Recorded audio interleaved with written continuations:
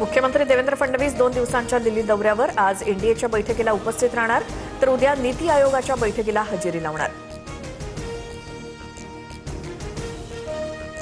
नाशिक विधान परिषदेचे महायुतीचे उमेदवार नरेंद्र दराडेंनी मुख्यमंत्र्यांची भेट घेतली। मंत्रालयात दोन्ही नेत्यांची भेट। नाशकात गोकुळ गीतेंच्या बंडखोरीमुळे महायुतीत तिढा।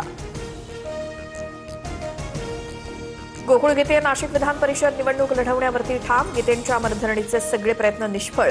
कौल माझ्या बाजूने, माघार घेतल्यास मतदारांचा घात होईल, गीतेंची भूमिका। उपमुख्यमंत्री शिंदेंनी शिवसेना मंत्र्यांची बैठक बोलावली। आज नंदनवन बंगल्यावरती बैठक होणार। नाशकातील बंडखोरीवरनं सेनेच्या मंत्र्यांमध्ये नाराजी असल्याच्या चर्चा।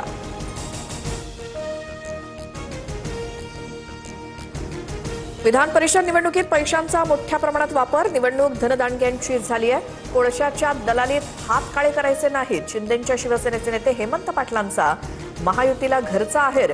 राजूरकरांच्या प्रचाराकडे पाठ फिरवली।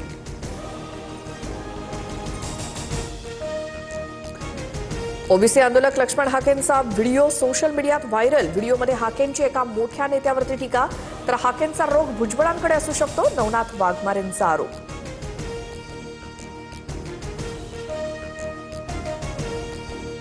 भुजबळ माझे गुरु, त्यांच्याबद्दल बोलणार नाही, मला डॅमेज करण्याचे प्रयत्न सुरू। तोडून मोडून व्हिडिओ दाखवले, लक्ष्मण हाकेंचं स्पष्टीकरण।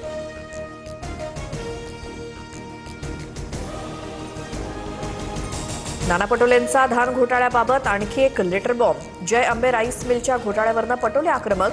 पटोलेंच्या बनावट सहीचं पत्र पाठवल्याचा आरोप। चौकशीसाठी पटोलेंकडून आतापर्यंत मंत्रालयात 70 तक्रारी। अयोध्येच्या राम मंदिरातील कथित देणगी घोटाळ्याची पंतप्रधान मोदींकडून दखल। उच्चस्तरीय चौकशी होण्याची शक्यता। नृपेंद्र मिश्रा यांची राम मंदिर ट्रस्टच्या विश्वस्तांसोबत तातडीची बैठक। गॅस टंचाईवर भारताचा मेगा प्लॅन तयार। ओमान ते गुजरात अरबी समुद्रात 2000 किलोमीटरची पाईपलाईन बांधणार। हॉर्मुझला वळसा घालून थेट ओमानमधून गॅस भारतात येणार। 40,000 कोटींचा खर्च अपेक्षित। लातूरमध्ये चालत्या बाईकचा हँडल खेचून तरुणाला पाडणारा वाहतूक पोलीस अखेर निलंबित। मिनी मार्केट जवळचा प्रकार। व्हिडिओ व्हायरल झाल्यानंतर पोलीस अधीक्षकांची कारवाई। पुण्याच्या तुळापूर पार्टीतील आयोजकांची पुणे पोलिसांकडून चौकशी। 9 लाखांची दारू जप्त।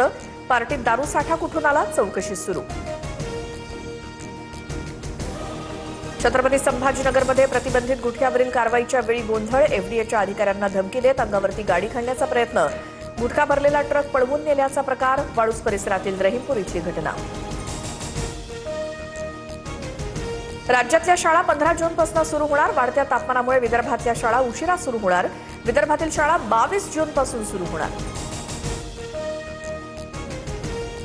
धाराशिवच्या शिरस गावात 1.5 एकर कांदा पावसात नासला। लागवडीचा खर्चही निघणं कठीण। शेतकऱ्याकडून नुकसान भरपाई देण्याची मागणी।